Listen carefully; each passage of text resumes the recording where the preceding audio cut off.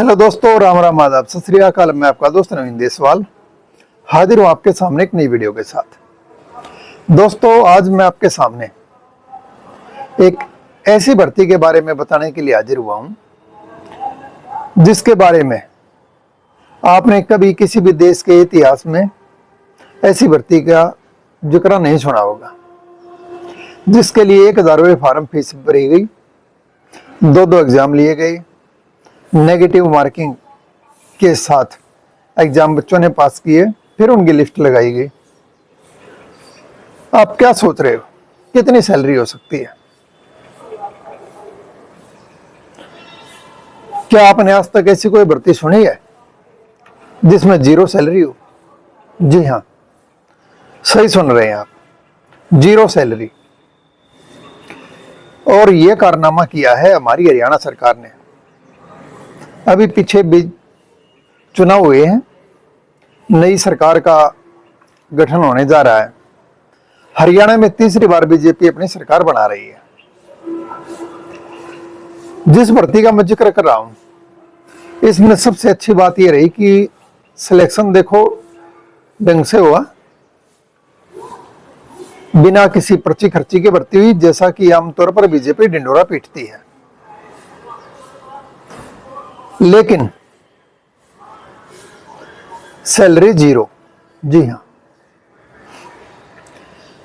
यह भर्ती है क्रिड विभाग की। क्रिड विभाग मतलब जो आजकल फैमिली आईडी का हरियाणा में जो चली हुई है, उसका एक विभाग बना रखा है हरियाणा ने, सरकार ने, क्रिड डिपार्टमेंट। क्रिड डिपार्टमेंट ने एक भर्ती करी। सीपीएलओ भर्ती का तो आपने नाम ही सुना होगा ना, जिसके अक्सर मैं वीडियो बनाता हूं। 6000 रुपए जिनकी सैलरी है। तो सीपीएलओ भर्ती का फार्म भरा गया, लाखों बच्चों ने फार्म भरे, 1000 रुपए फीस दी, दो पेपर दिए। पास होने के बाद सीपीएलओ का ही पेपर दिया गया, सीपीएलओ का ही रिजल्ट आया, एडमिट कार्ड सीपीएलओ का, पेपर फिजिकल सीपीएलओ का। रिजल्ट आने के बाद जब ऑफर लेटर मिला तो 2 तरह के ऑफर लेटर जारी हुए। जो पद का नाम था वो चेंज कर दिया गया। सबसे पहले तो जिनको आजकल सीपीएलओ कहा जा रहा है, उनके ऑफर लेटर पे लिखा हुआ है आस्क ऑपरेटर, ASK, अटल सेवा केंद्र ऑपरेटर। अटल सेवा केंद्र हरियाणा में बोला जाता है CSC वालों को। तो उनकी तो CSC भी नहीं है, वो कोई CSC चलाने वाले थोड़ी ना हुए। पेपर दिया है सर, दो एग्जाम, नौकरी का फॉर्म भरा। लेकिन आज की वीडियो उन 6000 वाले जो भाई हैं उनके लिए नहीं है। आज की वीडियो आम जनता के लिए है। आम जनता तक इस बात को पहुंचाना है कि हरियाणा में ऐसी भी भर्ती हुई है जिसकी 0 सैलरी है। जो 6000 वाले भाई थे, जिनकी 6000 सैलरी थी, आस्क ऑपरेटर जिनको बोला गया, उनके साथ साथ उनसे भी ज्यादा ऑफर लेटर ये जारी हुए जिनमें पद का नाम लिखा गया LCLO, यानी लोकल कमेटी लोकल ऑपरेटर। उनके ऑफर लेटर में कहा गया कि इनका काम फैमिली आईडी से रिलेटेड काम होगा, जिसके लिए इनको कमीशन दिया जाएगा। कोई भी जब फॉर्म भरा जाता है तो उसकी टर्म एंड कंडीशन एडवर्टाइजमेंट में होती है। एडवर्टाइजमेंट में ना तो ये बताया गया कि कितनी सैलरी है, 6000 की है या 0 है या क्या है, ना ये बताया गया कि टोटल कितनी पोस्ट हैं। ये कहा गया कि हर गांव में एक सीपीएलओ लगेगा। रिजल्ट आ गया, 2 भागों में भर्ती बांट दी, जबकि ऐसा पहले कुछ नहीं बताया गया था। ये देखकर सीपीएलओ भाइयों की आंखें फटी की फटी रहेगी कि 6000 सैलरी। बहुत से भाइयों को वो 6000 भी नहीं मिल रही है, काफी कई महीनों से नहीं आई है।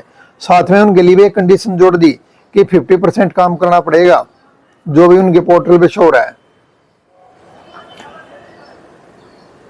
नहीं तो पंचायत विभाग के लिए सैलरी है उनकी 6000, रोक रहा है उसको क्रेडिट विभाग। ये देखो, जबकि क्रेडिट का तो 6000 से का कुछ लेना देना ही नहीं है।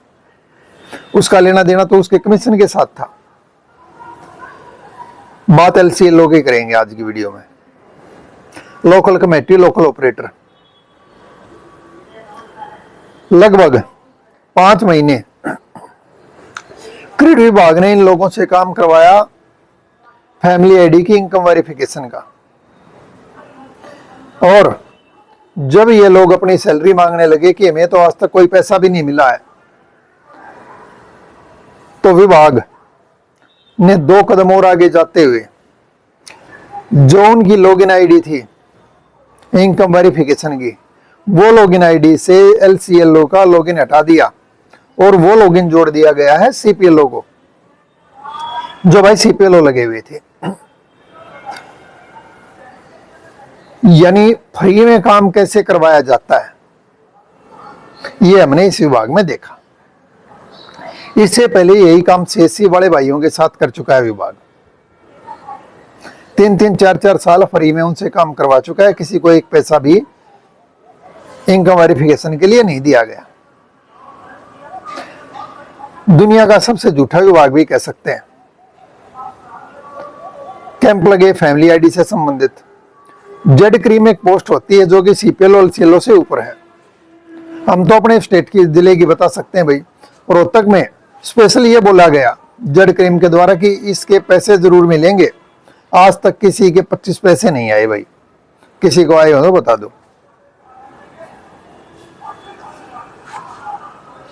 जीरो सैलरी की भर्ती, कहा गया कि जो काम करेंगे क्रेडिट विभाग उसका कमीशन देगा। आज तक किसी को कोई कमीशन नहीं मिला और अब अगर लोग नहीं हटा दिए तो खाएगा कमीशन। युवाओं के साथ इतना बड़ा धोखा, इतना बड़ा भद्दा मजाक पढ़े लिखे युवाओं के साथ इस सरकार ने कराया है, इस विभाग ने कराया है। ऐसा आपको दुनिया में कहीं देखने को नहीं मिलेगा। बीजेपी सरकार ने अपने मैनिफेस्टो में कहा कि 10,000 रुपए बेरोजगारी भत्ता देंगे। बेरोजगारी भत्ता देंगे, कुछ नहीं करना उनके तो 10,000 करेंगे। अभी करा नहीं है हालांकि। बुढ़ापा पेंशन 3,000 करने की कही जा रही है। सफाई वाले जो काम करते हैं 15-16 हजार रुपए सैलरी है। अनस्किल्ड हैं जो, ये कौशल रोजगार की एक जो नई बीमारी शुरू कर दी गई है जिसमें ना कोई लिस्ट लगती है। कौशल रोजगार में मैं बता दूं, जिस भाई का सिलेक्शन होना होता है, अगर ऐसी कोई जॉब हो जिसमें कोई सिलेक्शन का दिखाई ना दे कि कौन कौन आदमी लगा है, जो आदमी लगना होता है उसके फोन पे मैसेज आ जाता है, जाके वो कर लो ज्वाइन। ये बीमारी शुरू हुई है हरियाणा में कौशल रोजगार के नाम की। उनको भी 18-18, 20-20 हजार रुपए तक की सैलरी मिलती है। और जो कम से कम ग्रेजुएट सब पास हैं, कंप्यूटर का काम कर रहे हैं, कंप्यूटर ऑपरेटर का, फैमिली आईडी से रिलेटेड सारा काम कर रहे हैं, उनकी 0 सैलरी या 6,000 सैलरी। आज की वीडियो मेरा बनाने का यह मकसद है कि अब तक सीपीएलओ भर्ती के बारे में लोगों ने सुना कि 6,000 सैलरी है। जो 0 सैलरी वाले बंदे हैं उनका क्या, उनकी पीड़ा आम जनमानस तक पहुंचाना मेरे आज की वीडियो बनाने का मकसद है। जो भी भाई बंधु इस वीडियो को देख रहे हैं, इसको हर आम आदमी तक पहुंचाने का काम करें, ताकि आम जो जनता है, आम जनमानस है, उनको इस बात का पता लग सके कि हरियाणा में ऐसी भी भर्ती हुई है जिसकी 0 सैलरी है। थू ऐसी भर्ती पर, थू ऐसी भर्ती करने वालों पर।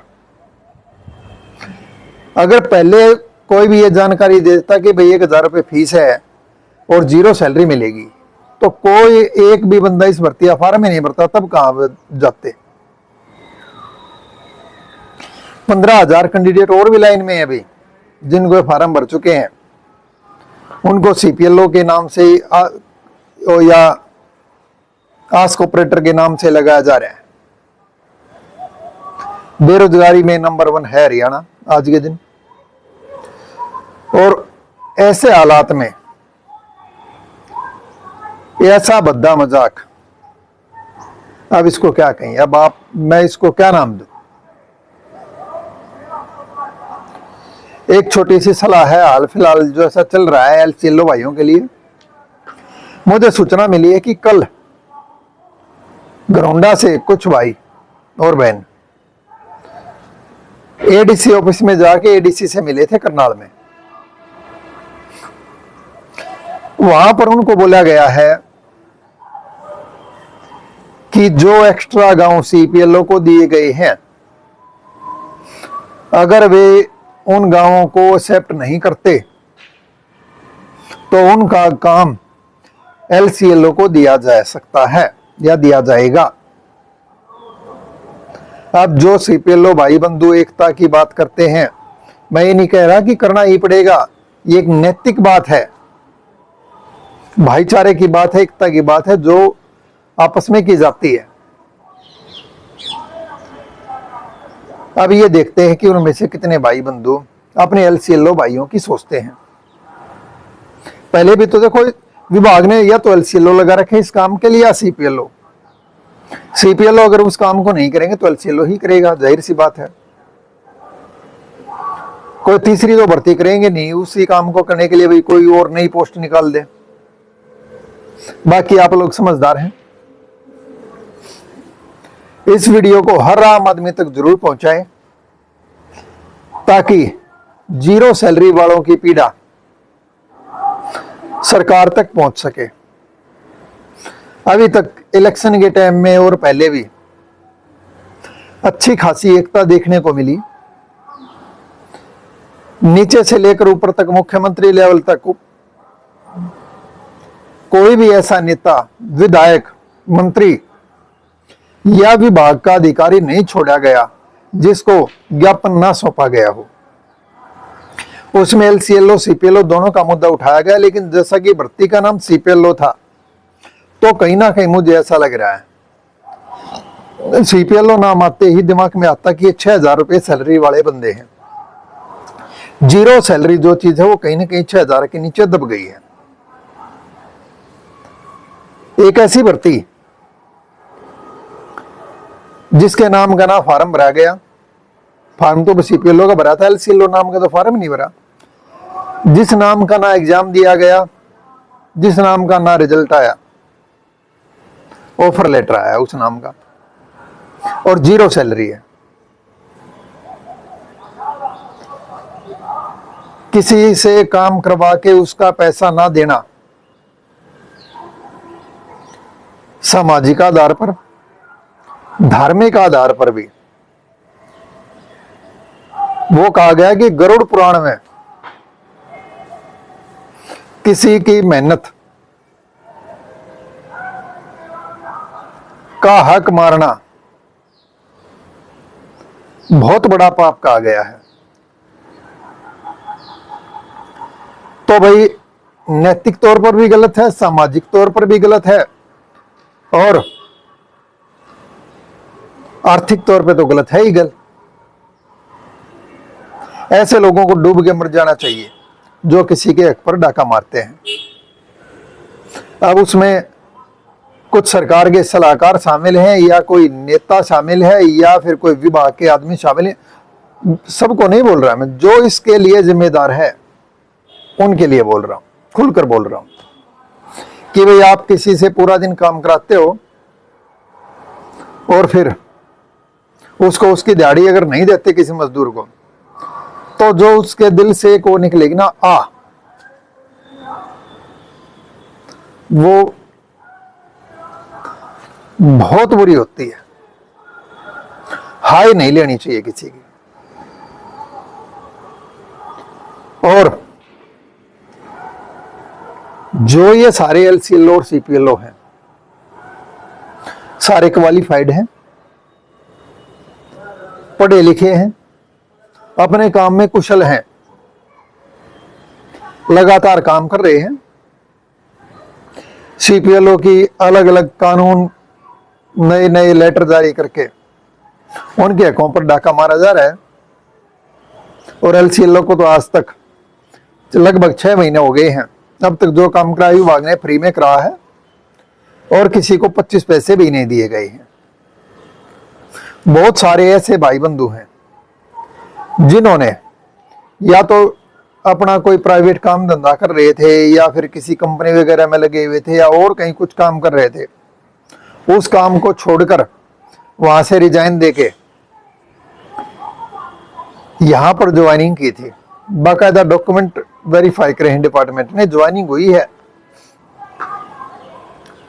और उनको कोई सैलरी नहीं मिल रही, तो उनका गुजारा कैसे होगा भाई?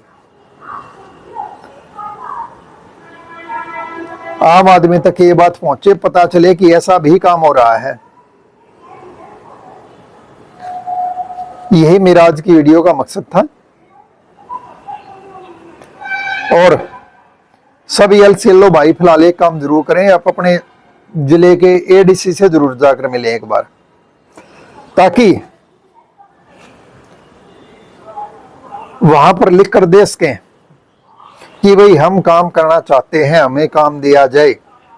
गरहुंडा में ये बोला गया कि भाई आप लिख के तो दो, वो कोई परमानेंट कोड नहीं जोड़े गए हैं। जो कोड जोड़े गए हैं, जो किसी का ऐड कर दिया गया है, उठा भी जा सकता है दोबारा। आप काम करने के खुश हो, बताओगे कि हम इस गांव में काम करने के इच्छुक हैं।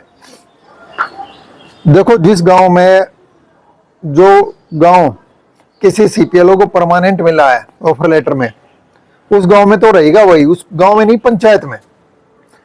उस गांव में अदर पंचायत है या कोई अदर गांव है जहां पर कोई सीपीएलओ को ऑफर लेटर में जगह नहीं मिली है, तो उस गांव में पहले भी एलसीएलओ काम कर रहे थे। अब एलसीएलओ अगर ये बोलते हैं कि हमें इस गांव में काम करना है, तो विभाग ने करनाल में बोला कि हम उसको उस गांव के लिए काम करने की जगह दे सकते हैं। तो थोड़ा सा अपने घरों से बाहर निकलो। इस भर्ती में आप कुछ हासिल करना चाहते हैं तो मेरी सभी एलसीएलओ साथियों से सलाह है कि थोड़ी सी एकता बनाओ। कहीं पे जाना हो, इकट्ठा होना, तो इकट्ठे सारे हो गए। अकेला चना बाढ़ नहीं फोड़ सकता, एकजुट होने पड़ेगा, एकजुटता रखनी पड़ेगी। जिसे जो भी तरीका है, पहले एक बार सरकार को बताओ कि सरकार दोबारा से आई है हरियाणा में, हमने सहयोग किया है। अब इलेक्शन से पहले बीजेपी सरकार ने भी ये बोला था कि हमारी सरकार अगर दोबारा आती है, तीसरी बार मतलब जो आई है, तो भाई सबका समाधान किया जाएगा, सबका साथ, सबका विकास। तो इस विकास में एलसीएलओ का भी, सीपीएलओ का भी, इनका कुछ भला हो। कम से कम मिनिमम वेजेस तो मिलनी ही चाहिए। उससे कम अगर किसी को मिलती है, कोई भी काम धंधा करने वाले को, तो वो गलत है। सभी भाई इस वीडियो को ज्यादा से ज्यादा शेयर करें, ताकि ये बात आम आदमी तक पहुंच सके कि ऐसी भी कोई भर्ती है जिसमें कोई सैलरी नहीं है। जब तक आम आदमी को अपने मुद्दों के साथ नहीं जोड़ोगे, तब तक कामयाबी नहीं मिलेगी भाई।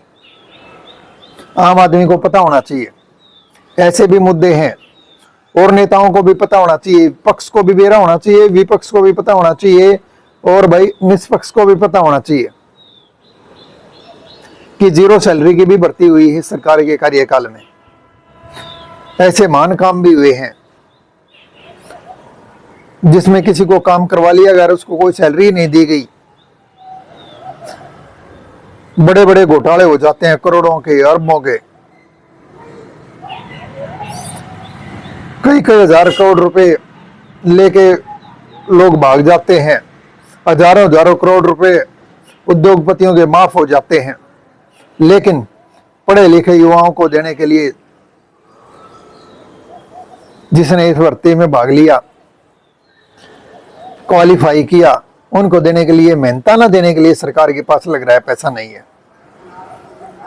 ऐसा तो हो नहीं सकता कि पैसा ही ना हो। मुफ्त की रेवड़ियां बहुत बांटी जा रही है। लेकिन हाथ जोड़कर मेरा निवेदन है सरकार से भी, अगर कोई इस वीडियो को देख रहा हो, सुन रहा हो, और आम आदमी के लिए भी, कि कम से कम ये हम सब का नैतिक दायित्व बनता है कि इस मुद्दे को जरूर उठाएं और इन भाइयों के साथ न्याय करने में सहयोग करें। जल्द मिलेंगे एक नई वीडियो के साथ। अगर आपने अभी तक हमारे YouTube चैनल देशवाल ऑनलाइन को सब्सक्राइब नहीं किया है तो चैनल को जरूर सब्सक्राइब करके जाएं और घंटे जरूर बजाएं ताकि आने वाली सभी वीडियो की जानकारी आप तक पहुंच सके। फिर मिलेंगे एक नई वीडियो के साथ, तब तक के लिए राम राम।